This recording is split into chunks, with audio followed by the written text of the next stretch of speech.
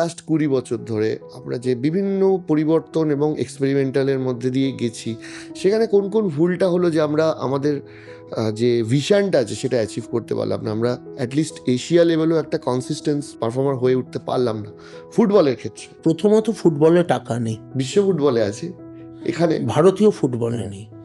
ভারতীয় ফুটবলে আমি মনে করি, যেটা আমি সবসময় বলে এসেছি, আমাদের সব থেকে বড় অভাব হচ্ছে আমাদের একটা হোম গ্রোন স্টার নেই। আপনি ক্রিকেটে ধরুন, আজকে কপিল দেব, সুনীল গাভাস্কার, তারপর যেতে না যেতে সচিন তেন্ডুলকার, সৌরভ গাঙ্গুলি, রাহুল দ্রাবিড়, লক্ষ্মণ, সবাই, কুম্বলে, দে অল স্টার্স যারা আজকে একটা গেমকে একটা নিয়ে যায় এগিয়ে। তারপরে আপনি দেখুন বিরাট কোহলি এসে গেছে, রোহিত শর্মা। আমরা ভাবছিলাম বিরাট রোহিত চলে যাওয়ার পরে ভারতীয় ক্রিকেটে কি হবে। There is a Hardik Pandya, there is a Shubman Gill, বা আরো যারা উঠে আসছে, People are talk- ইভেন তার পরের জেনারেশনও রয়েছে, সূর্যবংশী ফুটবলে বা হ্যাঁ বাইচুং ভুটিয়া, ভারতীয় বলছি আমি, চিমকেরই মজিদ ভাস্কর ছেড়ে দাও, সেটা তো আলাদা কথা। ফুটবলে সেই বিজয়নও সেই অর্থে স্টার নয়। ফুটবলে স্টার বলতে একটা বাইচুং ভুটিয়া, আর তারপরে একটা টিম করে সুনীল ছেত্রী, তারপর দের ইজ নো স্টার। তুমি ফুটবলে কোনো ভারতীয় স্টার পাবে না যাকে নিয়ে